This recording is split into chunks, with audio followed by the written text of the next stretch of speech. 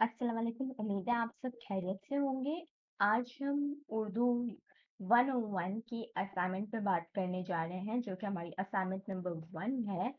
इस असाइनमेंट के आपके 2 क्वेश्चंस हैं जो आपको टाइप करने हैं। उससे पहले हम थोड़ी-सी इंस्ट्रक्शंस यानी हिदायत के बारे में बात कर लेते हैं, क्योंकि बहुत दफ़ा स्टूडेंट्स अपनी असाइनमेंट बना तो लेते हैं, लेकिन इन चीज़ों को फ़ॉलो करते नहीं हैं इंस्ट्रक्शंस को, तो इनकी वजह से इनके मार्क्स डिडक्ट होते हैं। तो सबसे पहले तो आपको असाइनमेंट लेट एक्सेप्ट आपकी नहीं की जाएगी और आपकी फाइल करप्ट नहीं होनी चाहिए, आपकी प्लेजरिज्म नहीं होनी चाहिए, थर्ड पॉइंट में ये बताया गया है।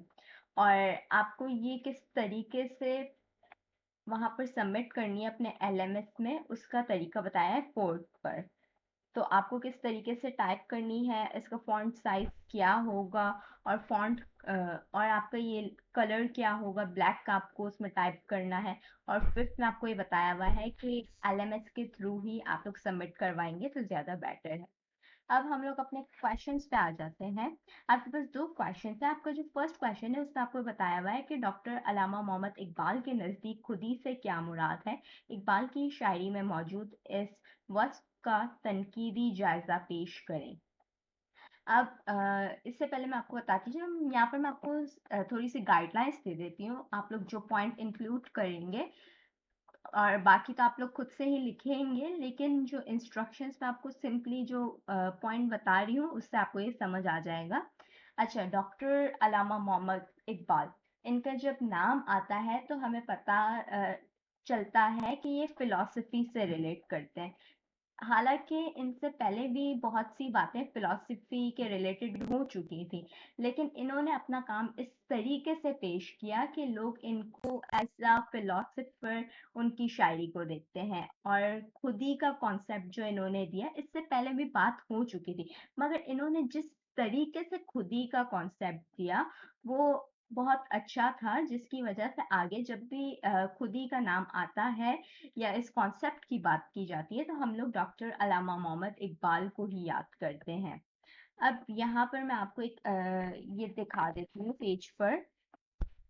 अच्छा, यहाँ पर आप लोग देख भी रहे होंगे कि इनकी शायरी का दूसरा वस्फ है फलसफा खुदी। आप लोग यहाँ से इजीली एक्सट्रैक्ट कर सकते हैं अपना मटेरियल। तो यहाँ पर आप लोग देख सकते हैं, आप लोग पढ़ भी लीजिएगा। अब मैं आप लोग को सिंपली यहाँ पर पॉइंट बता देती हूँ कि इकबाल ने फ़लसफ़ा खुदी अपनी मारूफ मसनूई। अच्छा, इन्होंने एक अपनी मसनूई भी लिखी थी, उसमें इन्होंने ये फ़लसफ़ा खुदी पेश किया था। और ये जो मसनूई थी ये फ़ारसी ज़बान में थी, उर्दू में नहीं थी, फ़ारसी ज़बान में थी। और इसके 3 हिस्से थे इस मसनूई के। तो इसे हम 3 मराहिल यानी 3 स्टेजेस पर भी इसे हम बोल सकते हैं कि ये होगा। और जो इसके पहले 2 हिस्से थे उसे हम मरहला ही कहेंगे और तीसरे को मसनद कह सकते हैं। आप लोग यहाँ पर भी ये पढ़ भी सकते हैं कि इस लाइन से।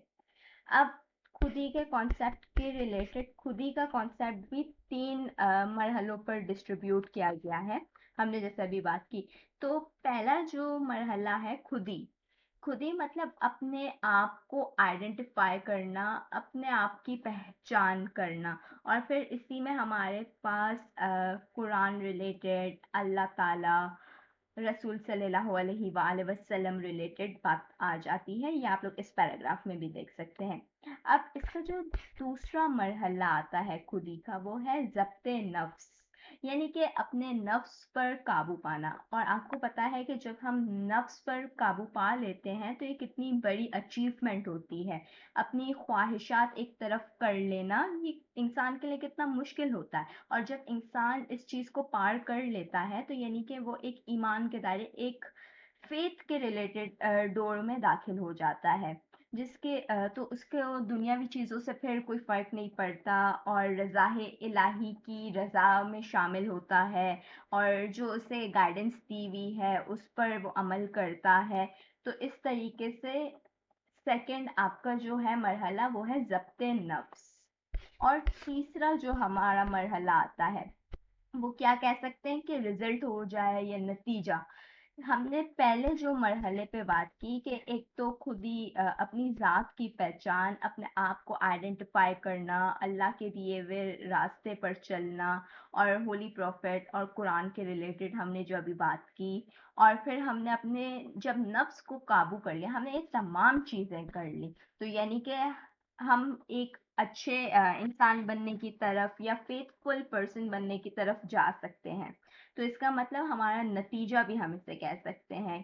تو یہاں پر آپ یہ بھی پڑھ سکتے ہیں ان پہلے دو مراحل کا جن سے پہلے انسان گزرتا ہے، تو اقبال کے نزدیک حقیقت میں، اور یہ آپ پورا یہ یہاں تک پڑھ سکتے ہیں، یعنی کہ 3 پورشنز علامہ اقبال نے بتائے خود ہی کے ریلیٹڈ، یہ آپ کو بتائے ہوئے ہیں، آپ یہاں سے پڑھ کے ایلوبریٹ کر دیجیے گا۔ اب ہمارا جو نیکسٹ کوشچن ہے وہ میر تقی میر کے ریلیٹڈ ہے۔ اب میر تقی میر کو ایک اداس شاعر بھی کنسیڈر کیا جاتا ہے۔ اب ان کا احساس محرومی اور یہ کیوں اداس شاعر کنسیڈر کیے جاتے ہیں، اس کے بارے میں ہم نے بتانا ہے، تو اس کے بارے میں بھی میں آپ کو بتاتی چلوں۔ جب میر تقی میر کی بات آتی ہے تو اس وقت کے ہمیں حالات، اس وقت کی سچویشن، اس وقت کے کنڈیشنز بھی پتہ ہونے چاہیے، تو ہمیں پتہ چل سکتا ہے کہ میر تقی میر کو اداس شاعر کیوں کہا جاتا تھا۔ اچھا، جب میر تقی میر کا زمانہ تھا تب جو مغل سلطنت تھی تو وہ بالکل اپنے اختتام پر زوال کی طرف آ رہی تھی، تو اس کی وجہ سے بہت مسائل ہو گئے تھے اس جگہ پر۔ ہم ہندوستان کے وقت کی بات کر رہے ہیں جب مغل سلطنت تھی، تو قتل و غارت وغیرہ بھی میر تقی میر نے بہت دیکھی ہے۔ اپنے بچپن سے ہی شروع میں والد سے پلے بڑے، انہی سے تعلیم حاصل کی، لیکن والد کی بھی وفات ہو گئی، پھر اپنے سوتیلے بھائی کی طرف گئے، اور پھر ان کا ان کے ساتھ سلوک جو تھا بہت اچھا نہیں تھا، اور پھر جب یہ ملازمت کے لیے آئے دوسرے شہر، تو وہاں پر جس کے پاس تھے ان کی بھی ڈیتھ ہو گئی۔ اس طریقے سے انہوں نے بہت کچھ سہا، جس کی وجہ سے اپنے انہوں نے ارلی ایئرس میں ہی بہت کچھ سہا، جس کی وجہ سے کہا جاتا ہے کہ میر تقی میر بہت اداس شاعر تھے۔ اب یہ اداس شاعر اس لیے بھی تھے، اور تمام، اچھا کہنے کا مقصد یہ کہ اس وقت دوسرے لوگ بھی تھے اس سچویشن میں، لیکن کہا یہ جاتا ہے کہ شاعر جو ہوتے ہیں وہ بہت حساس طبیعت کے مالک ہوتے ہیں، وہ تمام چیزیں بہت اچھے سے، مطلب کہ باریک بینی سے دیکھتے ہیں، جس کی وجہ سے بہت وہ حساس تھے۔